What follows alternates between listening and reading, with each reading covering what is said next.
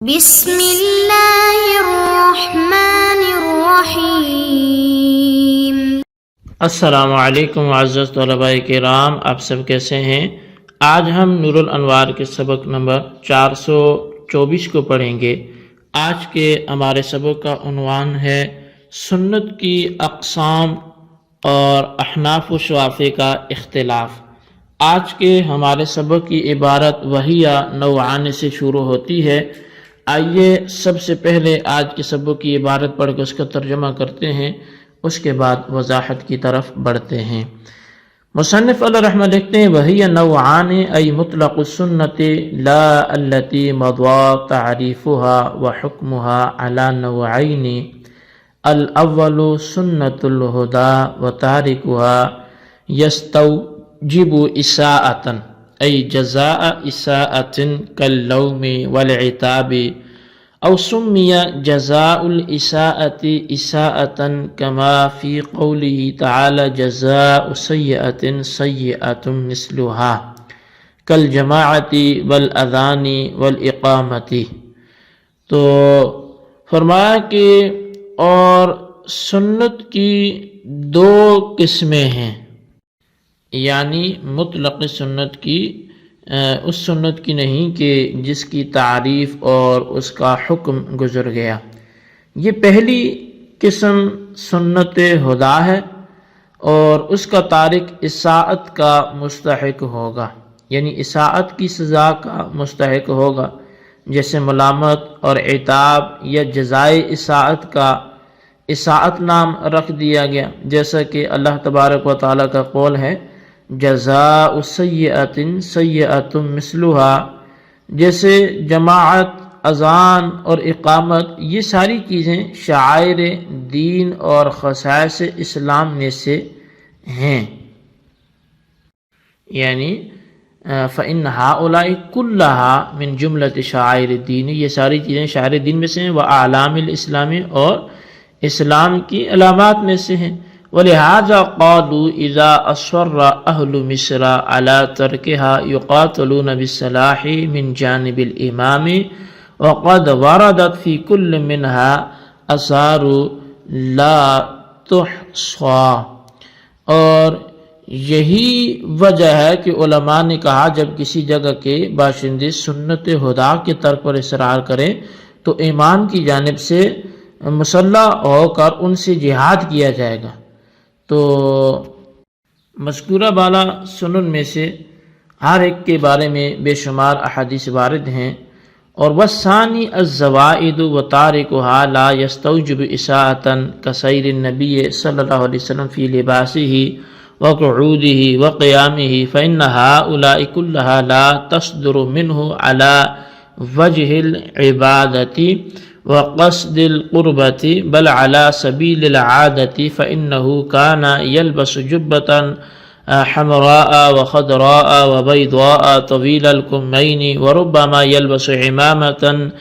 سوداء وحمراء وكان مقدارها 7 أذرع أو 12 ذراعا أو أقل أو أكثر وكان يقعد محتبئا تارة ومربعا للعذر وعلى هيئة التشهد أكثر۔ تو فرمایا کہ دوسری جو قسم ہے وہ سنن زوائد ہیں، اور اس کا تارک مستحق اساءت نہیں ہوتا۔ مثلا نبی علیہ السلام کے وہ اخلاق و عادات جو لباس، قعود اور قیام کی حالت میں صادر ہوتے ہیں، کیونکہ یہ ساری چیزیں آپ سے عبادت اور قربت کے طور پر صادر نہیں ہوئی بلکہ عادت کے طور پہ صادر ہوئی ہیں۔ چنانچہ نبی اکرم صلی اللہ علیہ وسلم سرخ جبہ زیب تن فرماتے تھے، کبھی سبز اور کبھی سفید، دونوں آستینیں لمبی ہوتی تھی، اور آپ کبھی سیاہ امامہ باندھتے تھے، کبھی سرخ، اور اس کی مقدار 7 ذراع ہوتی یا 12 ہوتی یا کم و بیش، اور آپ کبھی جبہ بنوا کر بیٹھتے، کبھی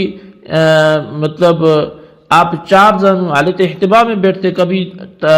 رب جانی کے 4 زانو ہو کر بیٹھتے، البتہ تشہد کی حیت پر زیادہ بیٹھتے تھے۔ اب یہ ساری چیزیں سنن زوائد کی قبیل سے ہیں۔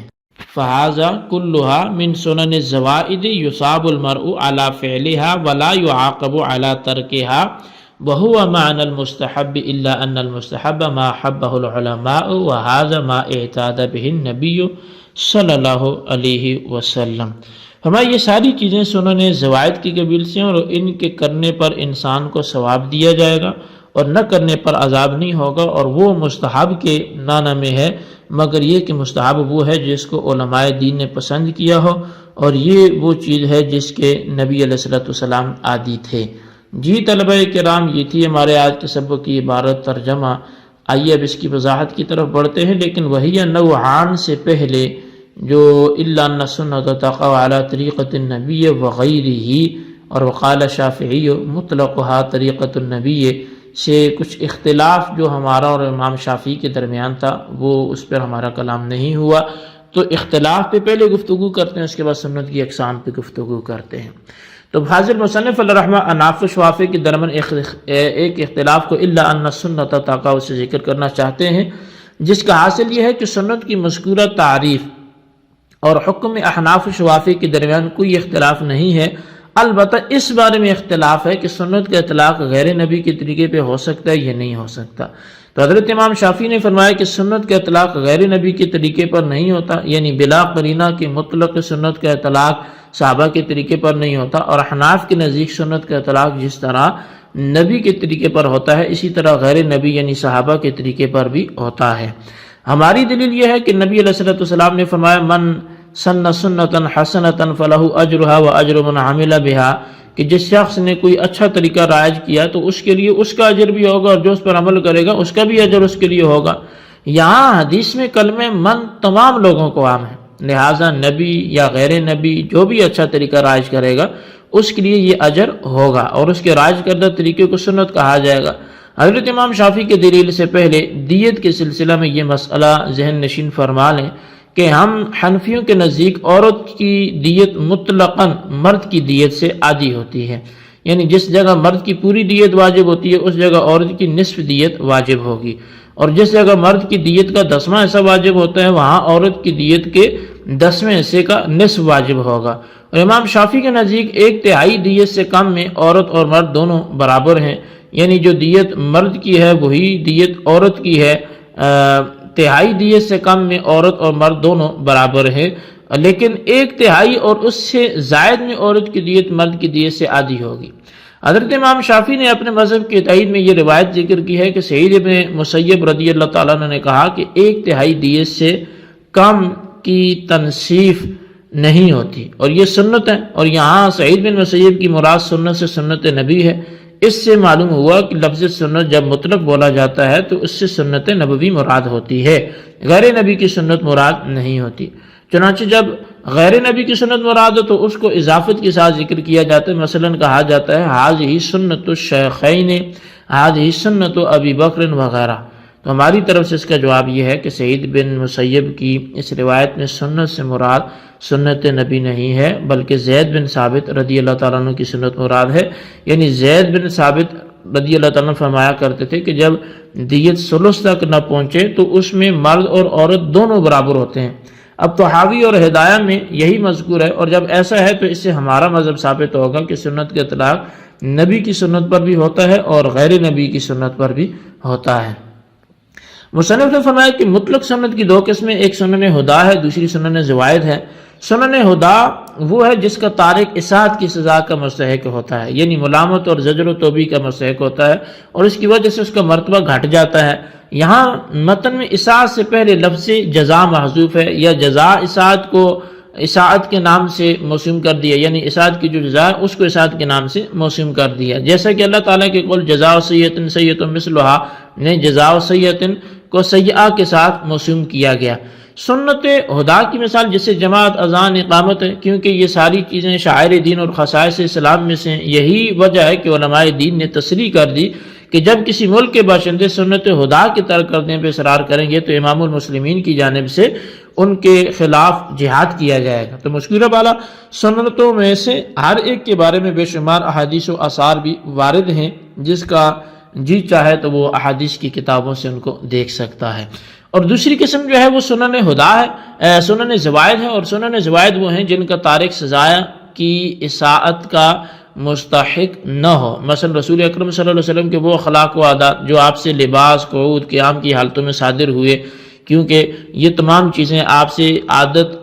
عبادتاً اور قربت کے طور پر صادر نہیں ہوتی تھی، بلکہ عادتاً صادر ہوتی تھی۔ جیسا کہ آپ کبھی جبہ سرخ پہنتے تھے، کبھی سبز پہنتے تھے، امامہ کبھی 7 گز ہوتا تھا، کبھی 12 گز ہوتا تھا، کبھی اس سے بھی کم و بیش ہوتا تھا۔ تو لہٰذا یہ جو سنتیں ہیں، یہ جیسے آپ بیٹھتے کبھی حالت احتباء میں بیٹھتے، کبھی 4 زانو ہو کے بیٹھتے، کبھی آپ تشہد کی حالت میں بیٹھتے، تو غرض یہ کہ یہ ساری باتیں سنن زوائد کے قبیل سے ہیں، ان کے کرنے پر آدمی کو ثواب ملے گا، نہیں کرے گا تو کوئی سزا نہیں ہوگی، اور مستحب کے بھی یہی معنی ہے۔ البتہ فرق صرف اتنا ہے کہ مستحب وہ ہے جس کو علماء دین نے پسند کیا ہو، اور سنن زوائد وہ ہیں جن کو نبی علیہ السلام جن کے عادی تھے۔ تو یہ ہمارے آج کے سبق کی عبارت ترجمہ وضاحت تھی، جس کو اچھی طرح سمجھیں، اس کے خلاصے کو